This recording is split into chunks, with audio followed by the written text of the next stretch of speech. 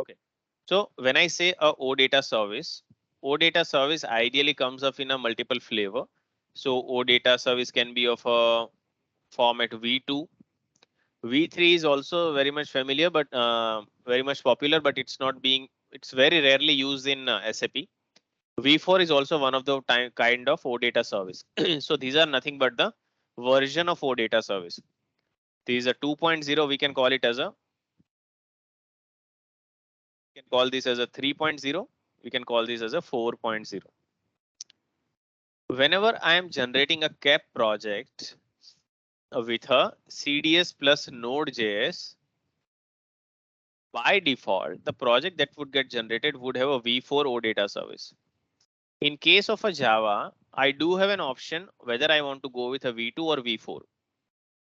Okay, so whenever I am going with a CDS plus Node.js, consider your SAP UI5 version that you are working with for your application development is around some sort of less than 1.98. I guess it's less than 1.98.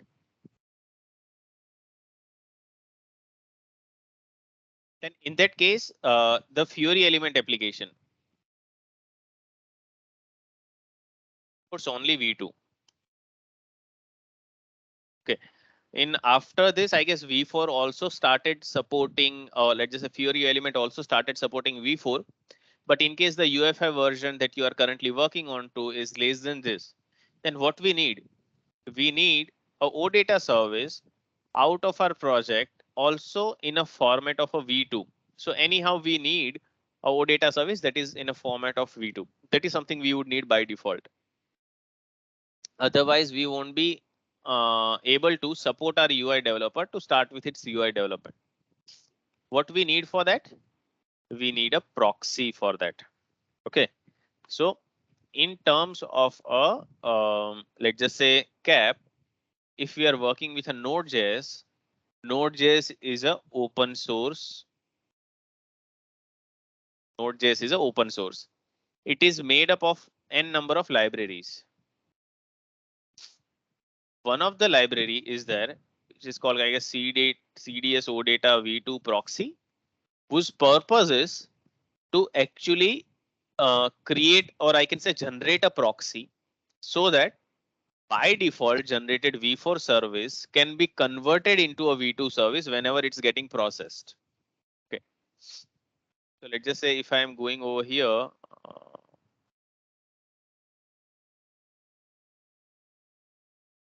I'm going over here somewhere, where it is. Yeah, over here. And I want to have this OData service, which is available over here, and it's getting generated in the terms of a V4. I want to generate a V2. Okay, then I have to implement a proxy, and that proxy can only be implemented if I am going with a proxy package. So I can say CDS OData V2 proxy in Node.js. As you can see, it would navigate you to the site. So this www.npm.js. So it is the official site for all the Node.js packages. It's the official site for all the Node.js package. And as a part of this Node.js package, one of the packages is this. So if I just click on this,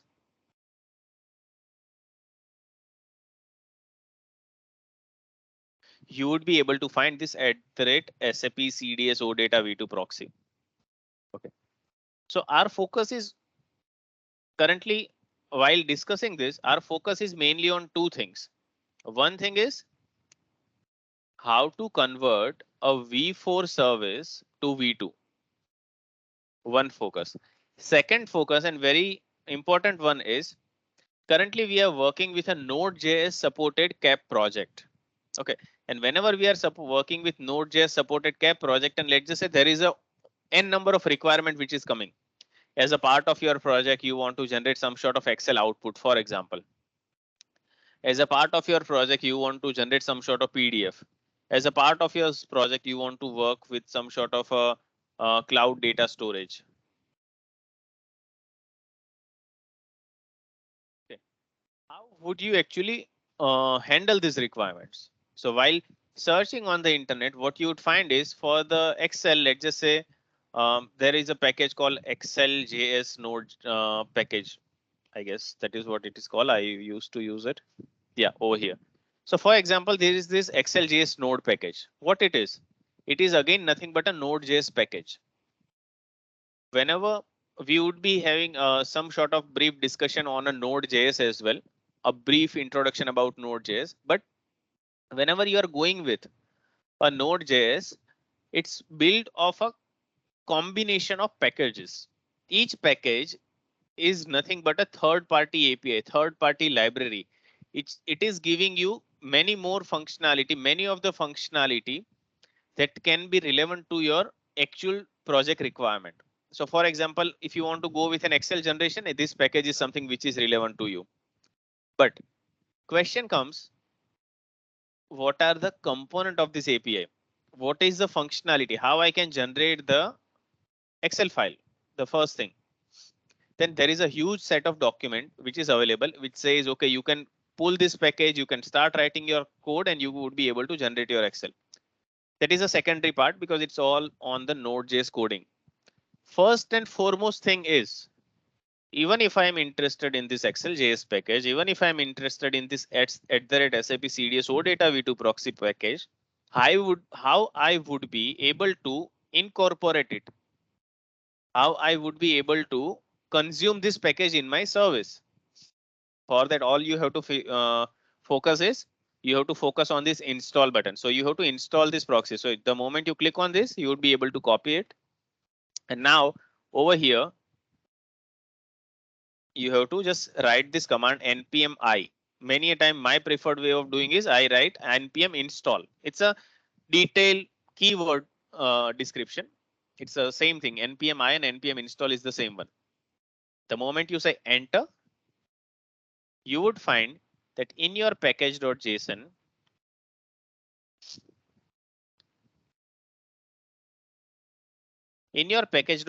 this dependency is getting added by default. Dependencies are nothing but any sort of resources that you are using as a part of your package and that is required for your project to work. For example, if you want to work on HANA database, HANA client was mandatory for us. If you want to work with a proxy, this package is important for us. If you want to work with n number of other functionality, those relevant package are important to us. And the version that you are specifying over here, for example, this is the latest version 1.8.21, right? But as you can see, what is written over here? It is saying an upper arrow along with the 1.8.21. What does it mean? Upper arrow says anything minimum 1.8.21, but tomorrow SAP, or let's just say any sort of, let's just say there is a third party XLJS as well.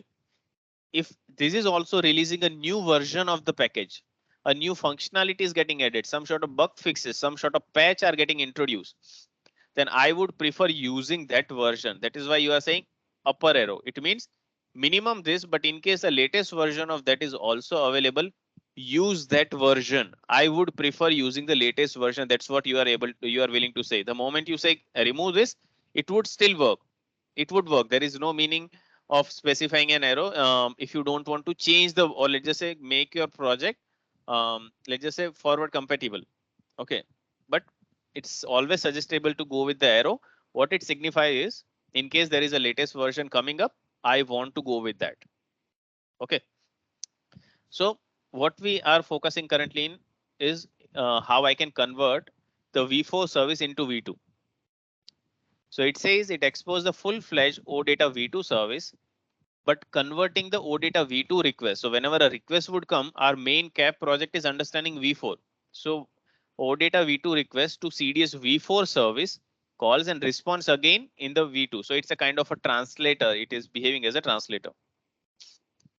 How I can use this? So as it say, CDS combine CAP Node.js. If I want to integrate over here, first you have to do the npm install. Then you have to create a server.js file in the SRV folder. So I'll just create this file. Server.js file over here. Name should be exactly similar. okay, like this, then you have to use this. So it is saying constant this. So now these are the things which if I would like to boss that, okay, I would like to explain you each and everything, I can do that, not an issue. I won't show you this code saying, okay, I'm writing it at my own. But the thing is, there are certain library codes.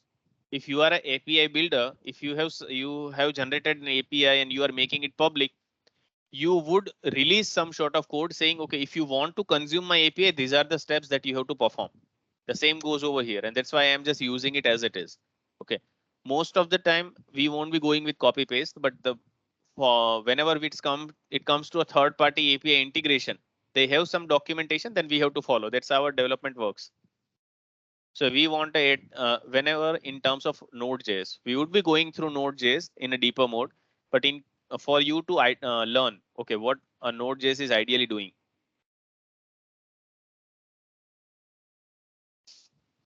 The server.js file over here says, in terms of Node.js, const is nothing but like we declare data. Same way in Node.js, we can have different ways of declaring a variable.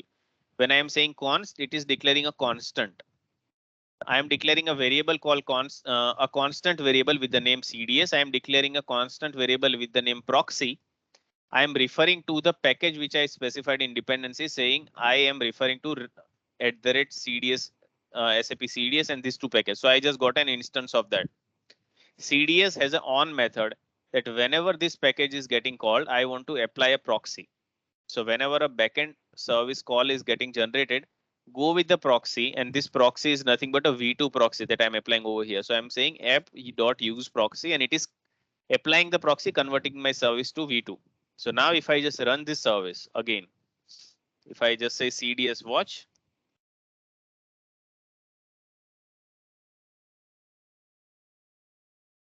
now just always keep a eye on whatever logs are also getting generated. That would give you a very huge understanding. So as you can see, it says loading the service, loading the server from srv server.js. So we are replacing the standard server. It is getting loaded from this. A proxy got created on this, and there is a v2 rule that just got created. Okay, over here. So it means we would have a proxy. So as this service is getting run, is in a running mode, I would like to open it in a new tab for you to actually understand it better. Now what you can see over here, there are two service endpoint. Okay, if I click on the first one,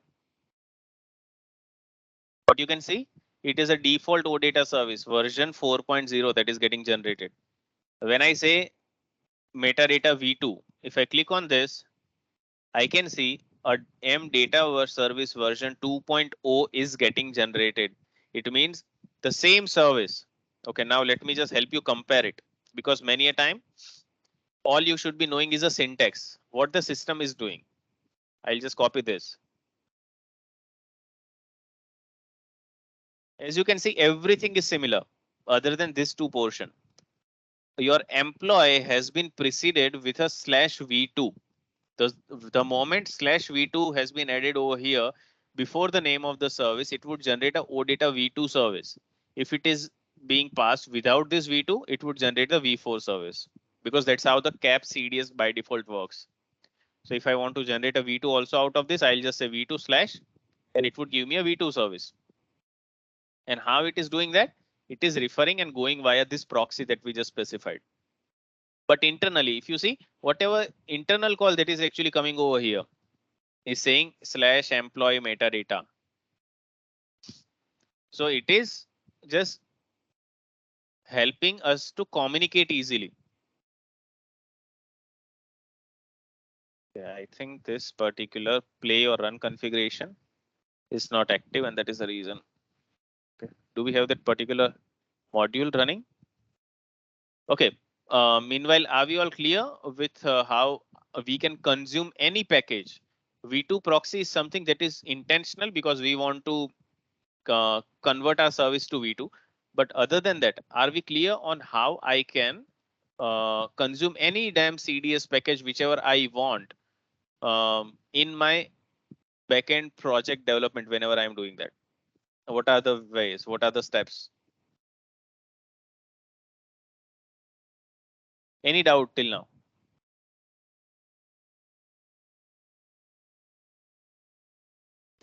Actually, it's clear. Yeah, but when we are practicing, we may get more doubts. Yeah, definitely. That's how it is. I mean, um, sometime I Yes, guess when we do have a longer session, it's I'll tell you my story. Okay, how I jump into CAP, why I learned CAP, and okay, what was the motivation and what all challenges I faced. Okay, I mean, I understand. I pretty much understand. The more hands-on you do, I mean, the more comfortable you would start feeling. Okay, so just give me a moment. Okay, just a moment, guys. I would let.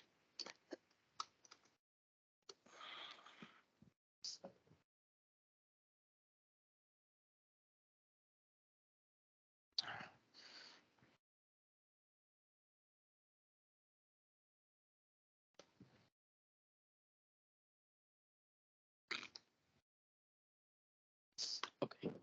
So where are we? Okay, so it seems running. So now what is the issue over here?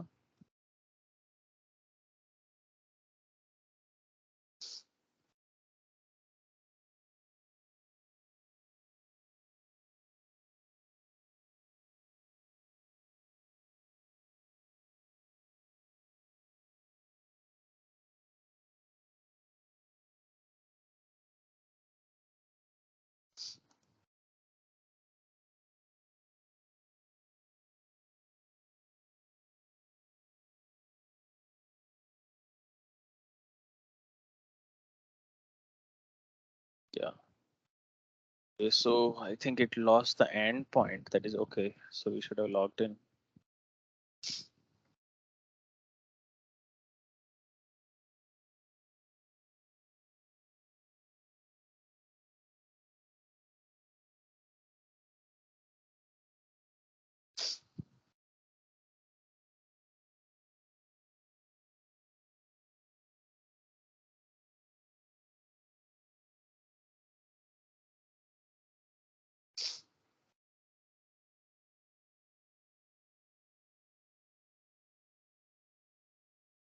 So these all the run configuration that you maintain are only for local execution. Okay, they are not meant for your real execution. Real execution works with the services that has already been deployed. This is for the local deployment. So in case you want to run any sort of local execution, then that is important.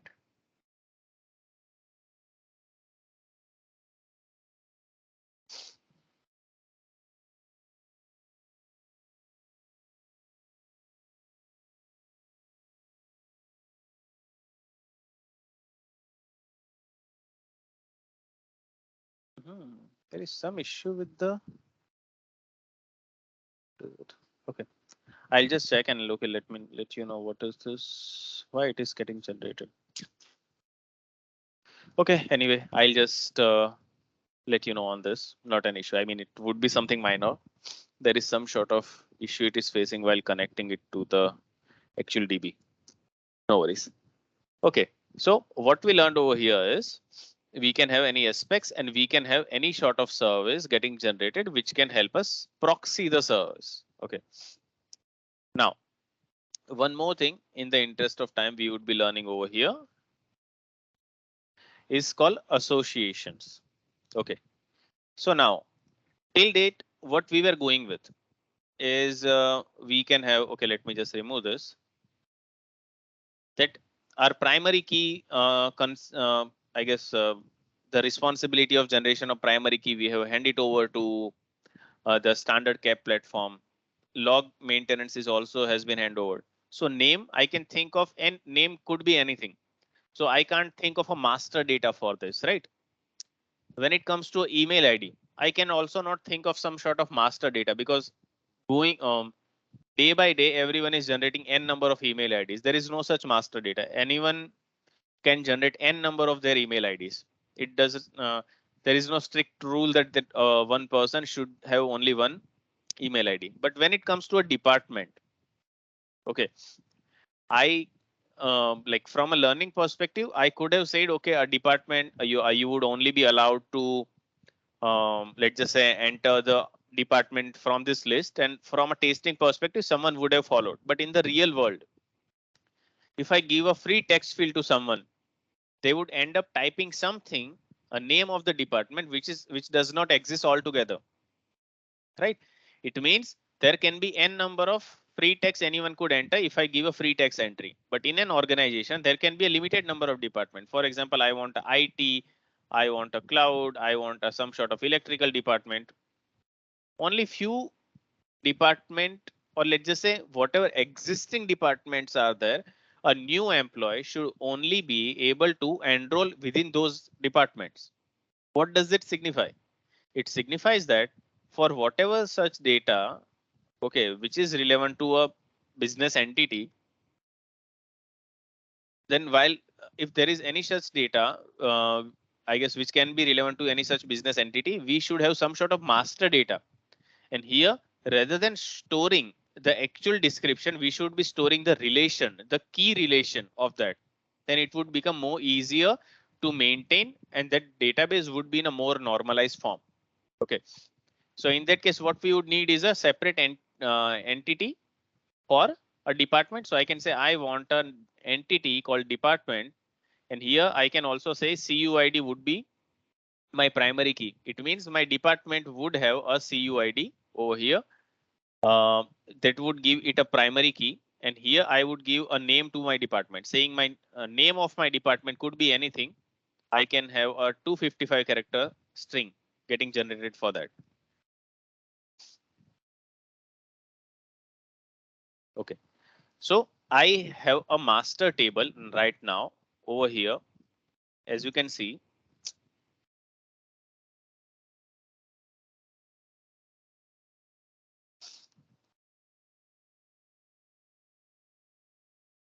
I do have a employee entity which is having a department, but currently it is not linked.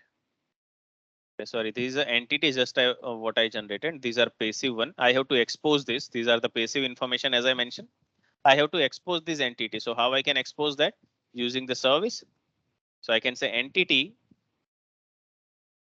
department is there, where I will be selecting all the data from my bd dot this department. So now I think you should be able to see this. So we do have an employee entity.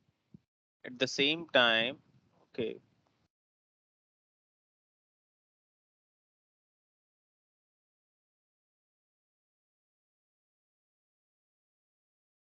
Yeah, here we do have a department entity as well, which is having an ID and the name. Now this ID, as you can see, it is a unique ID. So if I can create a relation between an employee entity and the department entity in between, if I can link this two entity, then I would be able to get rid of this redundant data, get rid of this data that may or may not be in the right format. All I can ask my user to actually store is the ID of the department. So going forward, let's just say there is a department called IT, and going forward, let's just say after a couple of years, it is getting renamed to information technology.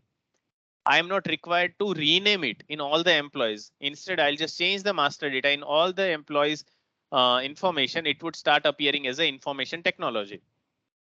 Okay, so rather than storing the value over here, I would be storing the relation, and that relation I can maintain with the help of a association. Okay, so what I'll do over here is, okay, I should be correcting this like this. Okay, perfect. Now in the data model, I'll just say this department, I'll just comment it out. I'll just say department over here. Just follow me. It says association to how many department employee can belong to? It can belong to only one department. I'll just say this. So it would say employee is there whose primary key and every information is there. But when it comes to a department, he is associated with only one department. Okay, and that department is something which is coming from here. Now you have to keep one thing in mind. Whenever you are giving such name, whenever you are giving an association to one, I'm not talking of the association to many. Whenever you are giving an association to one, what it would do is it would generate a column with the name on the left. So with the name on the left, it means the department along with the name of the primary key. What is the name of the primary key over here? It is ID. So it would generate a column name with the name of the association underscore ID like this. Department underscore ID. So now if I just rerun this service, let me just close this. Okay, let me just open it in a new tab. In the browser, I guess it would be very easy to follow. Okay, so here I do have an employee. Now if you see, I do have a navigation to department. It means there is this relation that just got created. And there is this property that also just got created. It says department underscore ID. Did we mention it anywhere that we need department underscore ID? No. What we mentioned is this department has an association to one with it. And that's how it just got that department underscore ID is available over here. And its type would be exactly similar as that of the primary key mentioned over here. Okay. So by that way, I am saying this information is related to one record of this. This is called association one, association to one. Same way I can have association to many. What it can be. So for example, I can say in one department, I can have more than one employee. Perfect. So I can say employees. There can be more than one employees. I can say association to how many? To many. Association to many. Here we, while specifying any sort of association in a cap, we won't be specifying the cardinality. It would be either to one or too many. It would be association to many what? So this association says it is related to many of the employees. Is that this department has more than one employees, association to many employees, on which this employees, left hand side association dot, what it is relating to? It is relating to your this employee. So the moment you say dot, it would suggest all the column of this. So the ID, or let's just say the department of this employee, whichever is belonging to this self. So self, it means the primary key of this. Whenever I am saying $self of this, okay, let me just show you in a form of a data, then I guess it would be more easy for you to understand. There is a employee table which is saying 1, 2, 3, and here I do have a Amit, Rahul, Amarnath. This is my name. This is my ID of the employee. This is my department ID. It says this belong to department 1, this belong to department 2, this belong to department 1. Now I do have a department table, which is also having an ID which says 1, 2. So I do have a 2 department over here. One is called IT, another one is called electrical. When I say I want to display the detail, what sort of association I can mention? That this department is associated with one of the department over here. So that's why I am specifying association to one of the name of this entity. It is a department. But when I say that in IT department, I can have more than one employees available, then I can say association many. How many association to many what? Employee. And there should be some joining condition that I don't want all the employees to be part of this association. In IT, whatever employees are there, I only want those employees to get exposed as a part of my association. So how I can ensure only relevant employees would get exposed? I have to specify the joining condition. The joining condition would be on the name of an department. So on the left hand side, whatever reference that we are giving is of this employee. So these employees I mentioned, That would be the name of the navigation, and the column name of this, that this department would be equal to the primary key of this. So when I want to refer to primary key of this, I can say $self. Self, it means the entity in which I am writing the condition, $self. That's what I mentioned. Okay, so if I have saved this, if I just go over here, if I just try to refresh this. Okay, sorry, what did just happen? Okay, sorry. Okay, so over here, it just says that I do have an employee, I do have a primary key ID, I do have this column. Here I do have a department ID as a column. Here in the department, I do have some sort of navigation. What is the name of the navigation? It is employees. This is what I mentioned. And in this employees, relationship is with from the department of the employee to the to the department of this. So this is a from role to role. So this is how it would be linked. So as you can see, it just generated association over here. This is one of the association employees. Somewhere.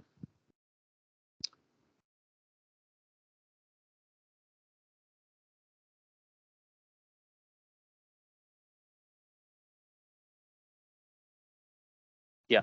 So in this particular entity, one association just got generated, and they do have a relation called one to many. And how they are linked? They are linked with the ID of the department is relevant to the ID of the department ID of the employee. This is syntactically, this is how it would be looking alike. It would be generating this. But the moment we start with the practical, so I guess in the upcoming session, we would be going with a deep example of how this association can be there, how I can generate the data, how I can do the transactions. Okay, using this, then it would become more clear.